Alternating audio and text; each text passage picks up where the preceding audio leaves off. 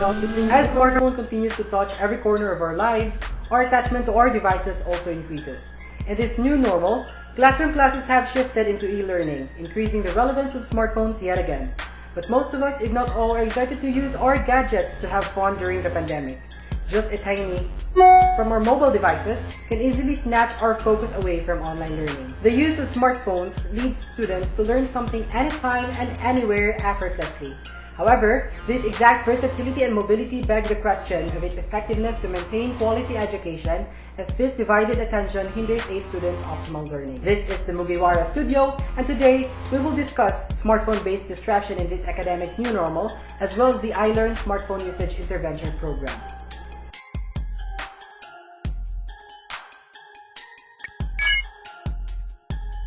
The impact of the pandemic forces the academic world to also concentrate education online. Google Classrooms, Google Themes, Moodle apps, and other platforms for online synchronous conferencing are now in its experimental stage. Advantages in using smartphones include easier access to learning materials, motivates sharing, and discussion sessions for both teachers and students, especially now in this time of pandemic. Smartphones became a must-have for every student for its convenience, and it comes in handy during online classes. However, we must not also deny that it was considered a significant font of distraction in learning even before the pandemic. Firstly, smartphones contain irrelevant tasks that obstruct attentional control. It has been proven time and time again that smartphones can cause distractions. There is a wide array of information within our smartphones continually competing for our attention. However, there is only a small portion of these we can process at one time. Early selection and later selection theories similarly stand that our ability to process information functions like a bottleneck, which means that it is basically impossible for us to maximally perceive two things at once. For example, you're so focused in reading a material posted in your school app, and suddenly there pops a notification that there is a new episode of your favorite K-drama. In a click, you forget about your class. Secondly, smartphone encourages multitasking and affects memory and knowledge.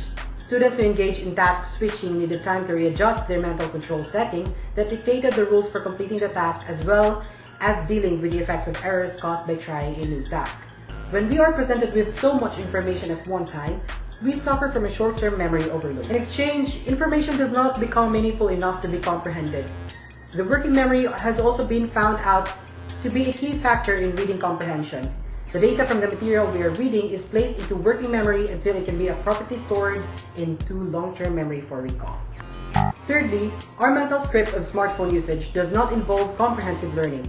Whether we are honest or trying to convince our parents to buy us new phones for online classes, basically most of us, if not all, do not view smartphones as a learning tool.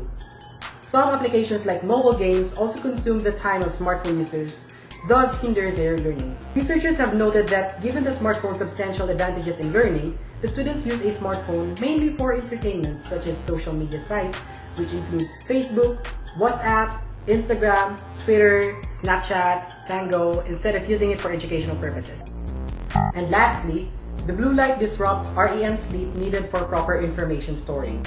Ever wondered why phones are so attractive?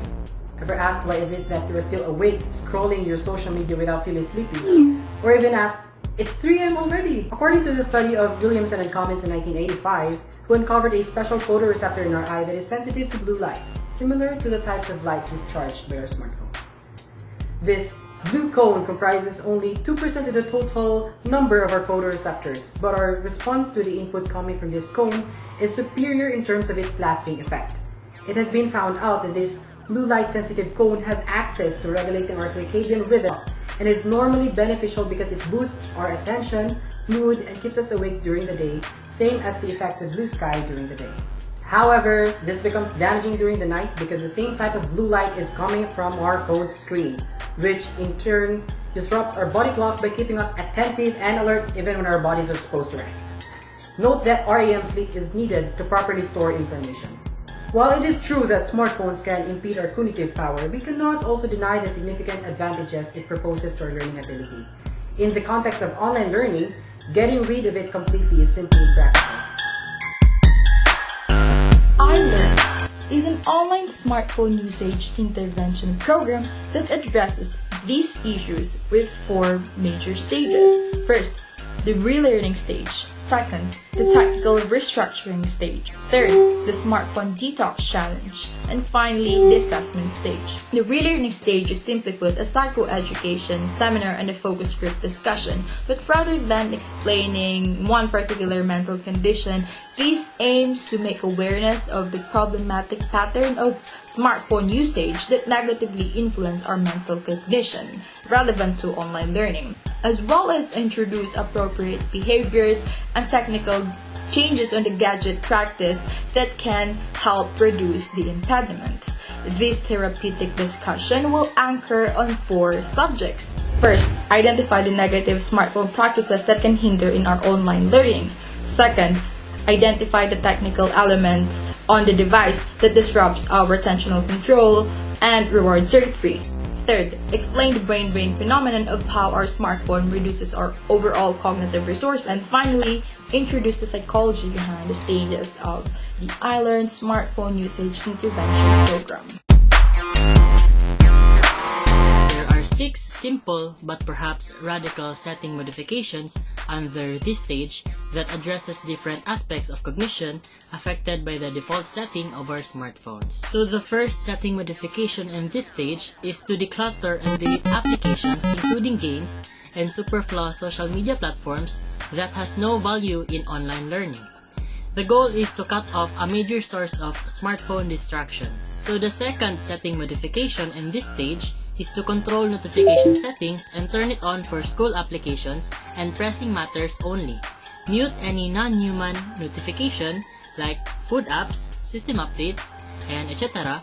to avoid task-irrelevant attentional cues. The third setting modification in this stage is to schedule grayscale and nightlight mode to reduce color attractivity and blue light. The fourth setting modification in this stage is to schedule a do not disturb mode during class to minimize disrupting factors of study flow. So the fifth setting modification in this stage is to schedule alarms for class and sleep to encourage a specific learning schedule that will not interfere with healthy REM sleep. Last but not the least, the sixth setting modification in this stage is to turn on smartphone overuse report to create a feedback mechanism that lets you know when the device is being used for a long time. Hi there! The third stage is called the Smartphone Detox Challenge. This stage involves the detox proper, where the challenger will keep and follow the same settings from the previous stage for an entire week. Restructure 6 from the previous stage will provide a daily feedback report of phone usage, which will be screenshot and used for the final stage. This stage is to develop a new smartphone usage script, which will be beneficial for e-learning. And then finally guys, the assessment stage. The final stage is to evaluate the effectiveness of the intervention program using the daily feedback reports from the smartphone detox challengers' digital devices and also with the reflection speeches. The intervention seeks to empower students with knowledge and strategies to overcome the smartphone-based problems associated with online learning and mental well-being. Through the relearning stage, the intervention wishes to implore awareness on the negative smartphone practices that can hinder in learning online, as well as their psychological viewpoint. The technical restructuring stage seeks to create a smartphone environment that will enhance focus on academic tasks, while the Smartphone Detox Challenge itself aims to develop a healthier smartphone behavior pattern beneficial for online learning and for an individual's mental health as a whole. It is further hoped that with this intervention, students will be encouraged to restore their good grasp of the world offline. The world is supposed to be lived. This can be a great opportunity to learn about oneself in the absence of monitors and screens and to integrate refreshing hobbies into one's everyday life.